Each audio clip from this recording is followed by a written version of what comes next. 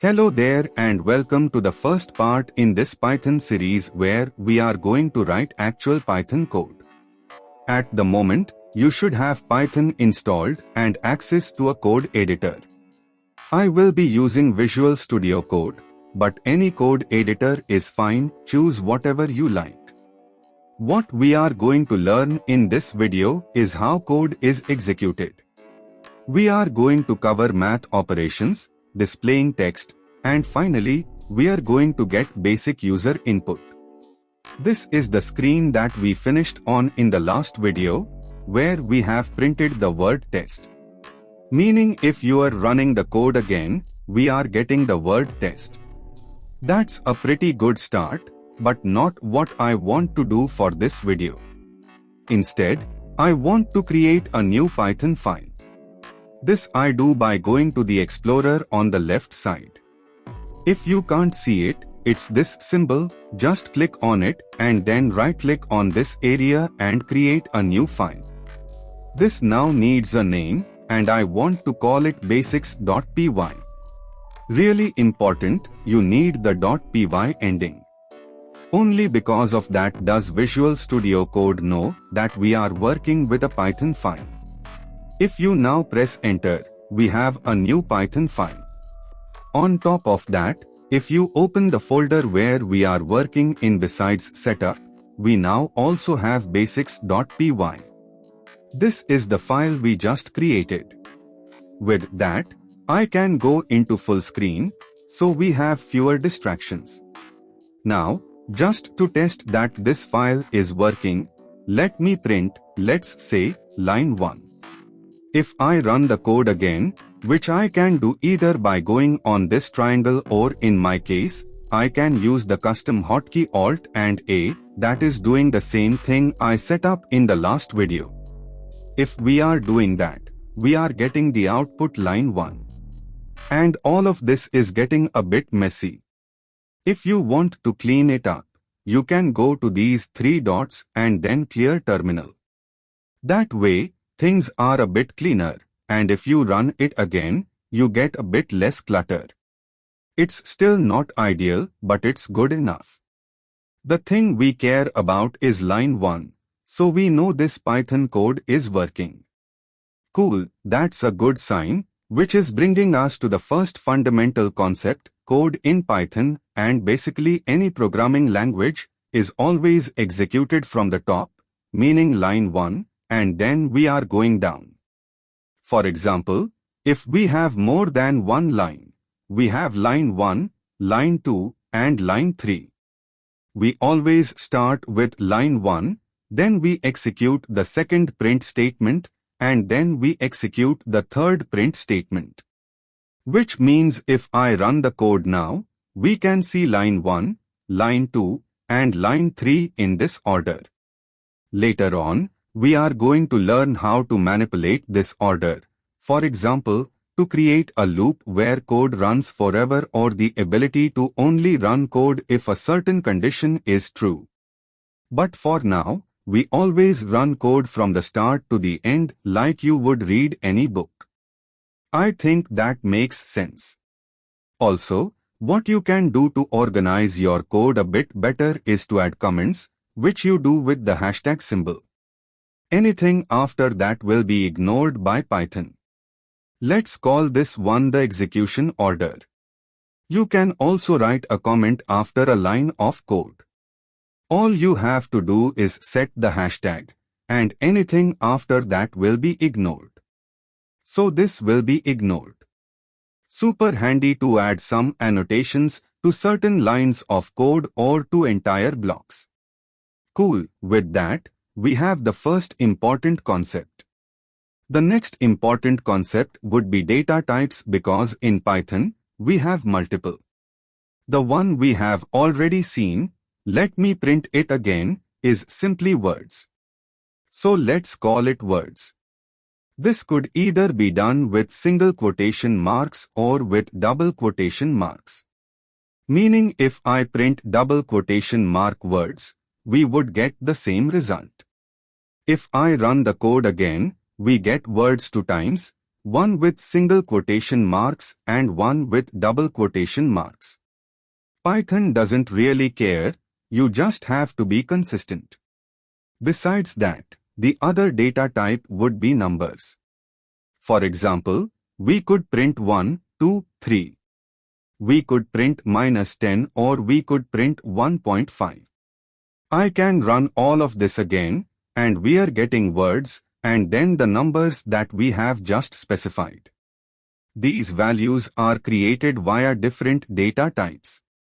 Words in Python are called strings, and those you create either with single or with double quotation marks, both would be fine. Numbers can be integers or ints in short, and those could be either positive or negative. And if a number has a decimal point, it is called a floating point value or simply a float. Internally, Python is processing these numbers slightly differently compared to the integers, but that's not something you have to worry about. What you do have to worry about, however, is a basic. Let's name this section operations. For example, you could print the result of 3 plus 3. Additionally, you can use comments to annotate your code. To comment out multiple lines, select them and then press Ctrl+//. Pressing the same combination again will uncomment them. In our case, we're going to print 3 plus 3. If I run the code again, we get 6. There are various mathematical operations you can perform in Python. In my case, I want to duplicate this line, which you can do with Alt plus Shift plus the down arrow. The basic math operations are plus, minus, multiply, and divide. If we now run all of this, we'll get 6, 0, 9, and 1.0, which are the respective results of these 4 operations. Note that whenever you divide a value in Python, the result will be a floating point value. This is interesting, but usually not a concern because you can add these values together without any issues. For example, you can add integers and floating point values perfectly fine. However, you cannot add integers or floating point values to strings. Python will raise a type error in such cases, as it doesn't know how to perform such operations. Instead, you could multiply an integer by a string, resulting in the string repeated multiple times. Although this isn't something you'd commonly do, it can be useful in rare circumstances. The main takeaway is that sometimes you can add different data types together easily, while other times it's not possible. There aren't many hard rules, but generally, the expected result is what you'll get. Now, let's discuss the order of operations. Consider an expression like 13 to 3 asterisk 4 plus 2. What do you think the result would be?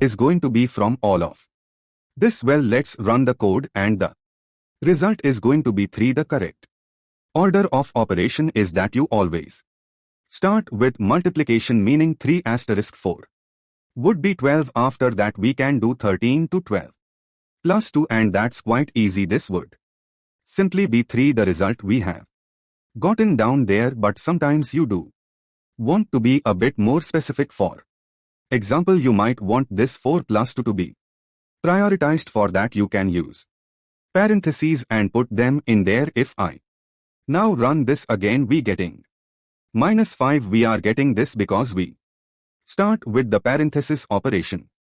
This would be 4 plus 2 or 6, which we are multiplying with 3. This would give us 18, and then the final calculation would be 13 minus 18, which is -5 exactly. What we have gotten down there, that should be reasonably straightforward. So, next up we can cover variables, and what variables allow you to do is to work over multiple lines. At the moment we are always constrained to a single line of code. We can do this one, or this one, but we couldn't Connect this line to this line or this line to this line. For that we always need a variable, and a variable is just a bucket where you can put a value into and take a value out or change the value and do stuff like that. Let's say I want to create a variable called test, which you do by simply writing test, and then to assign it a value you will need the equal sign. For example, in this case I want to give it the value 1, 2 and 3. We have created a variable with the value 123. This we can then use. For example, we could print it, and if I run all of this, again we are getting 1, 2 and 3 to Python. This test is simply the value of 120 and 3, which means you could even use this in math operations. Let's say plus 10, run all of this again, and we are getting 133.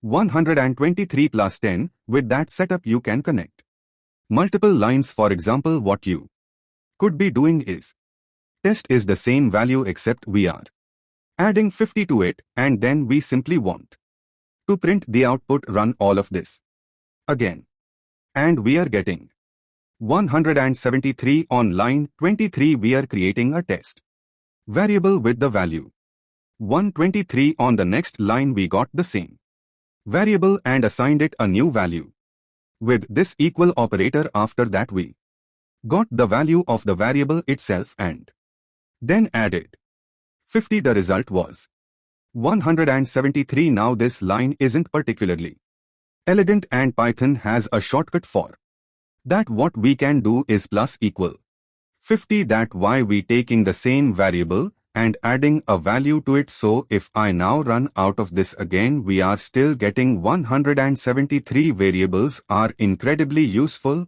and we are going to use them all the time, although when using them you do have to be careful because there are some limitations on the name you can use. Let's talk about that. When it comes to variable names, there are some parts that are mandatory. If you are not doing them, you are going to get an error message. Most importantly, you can only use the letters from A to Z, both lowercase and uppercase, the numbers 0 to 9 and the underscore symbol. These are the only characters that are allowed. Besides that, we cannot start with a number, meaning one test would be invalid but test 1 would be fine. After that, variable names are case sensitive, so test 1 to 3 would be different from test 1 to 3 because the first one has a lowercase t while the second one has an uppercase t. As far as Python is concerned, those are two entirely separate variables.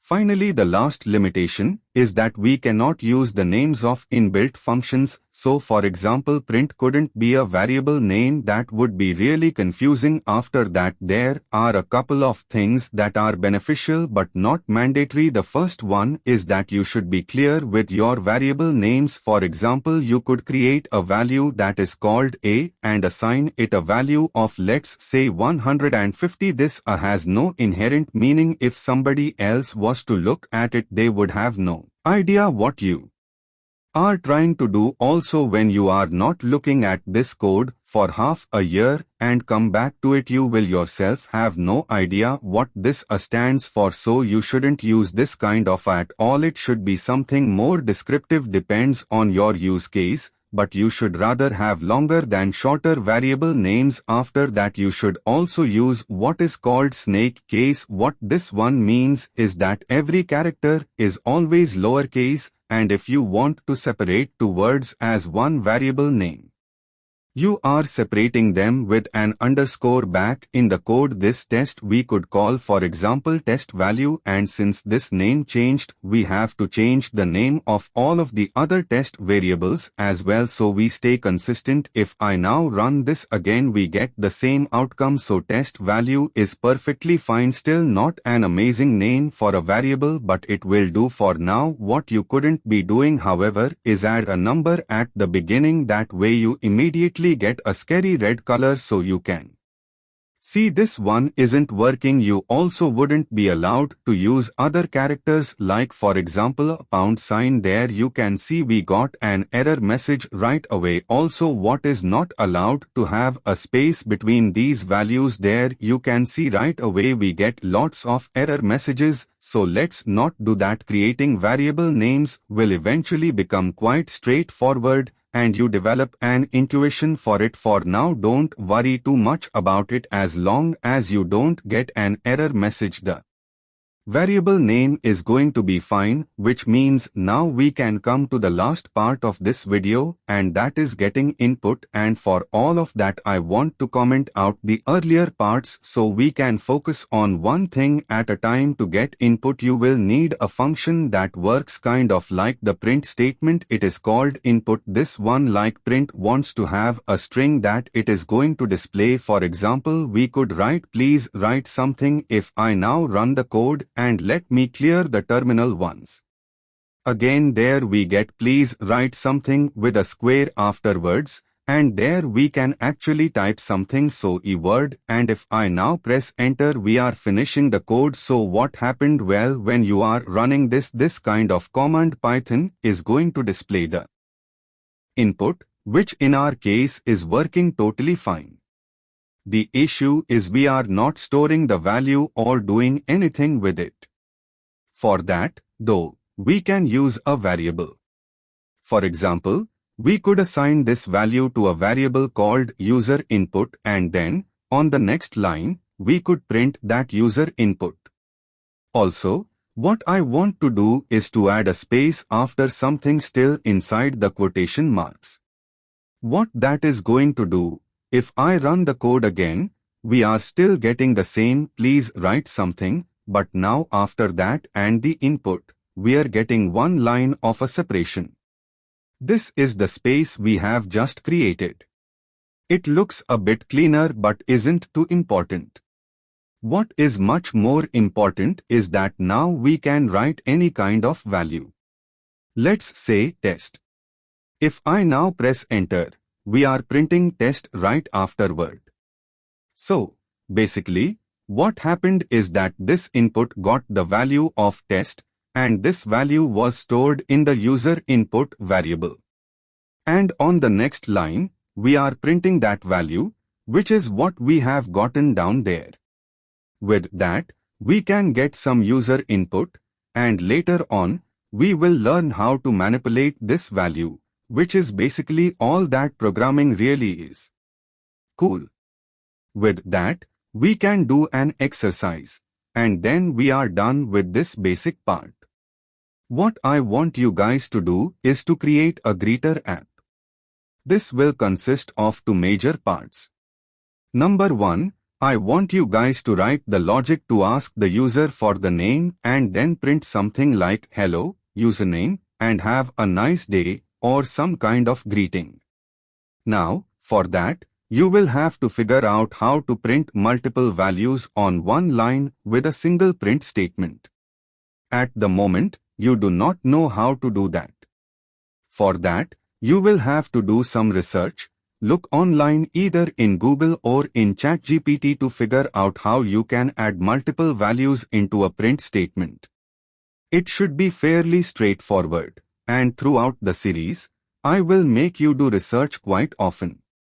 It is a really important skill as a programmer that you have to learn early on. But anyway, pause the video now and see how far you get. Right back inside of the code. I want to comment out the user input bit we just did and instead add a comment for the exercise. First of all, we have to write an input statement where we are asking the user for the name. Let's say, what is your name, with a question mark and a space afterwards, so we have a bit more spacing. If I run all of this now, we get what is your name, and we could write Bob. Although after that, nothing is going to happen. Simply because after this input, we are not doing anything with the return value. We could store this inside of a variable. Let's call it user_name and assign the value. After that, we can print the username. And now, if I run all of this again, we get what is your name. Again, let's write Bob, and we are getting Bob. So that is progress. But what I want to do is to write hello, username, and then some kind of greeting like have a good day. How can we do that? And for that, we will need to do some research. What you would be looking for example, would be Python print multiple values or something like that. The first result is Stack Overflow, which is a website where you can ask questions and usually get really good answers. But in our case, we don't really need that. Although, if you read the first line, you can just pass in values as parameters. So print value, comma, another value, and then another value. That's basically the answer. But in our case, I want to scroll down a bit. And there, for example, we get websites like tutorials. Or Geeks for Geeks. Those are really good and very common. Let's have a look at tutorials. In there, we are getting a couple of explanations of the basic function. And if you look a bit further down, all we have to do to print multiple values is to add them individually and then separate them by a comma. That's all we have to do. In fact, if you go down a bit further, you can see we can add even more stuff. But in our case, that's not too important. Which means, back inside of our Python file, what we want to do is print something like hello, user_name, then comma, and then another string with have a nice day and a smiley face. If I now run the code, we get what is your name. Let's say Bob again, and we get hello, Bob, have a nice day. Also, notice here, if you are separating these values by a comma, Python, or the print state, is automatically adding one white space between the values so you don't have to do it yourself. And well, with that, we have covered lots of basic parts of Python. For the next part, we are going to look at how to manipulate values. I'll see you there.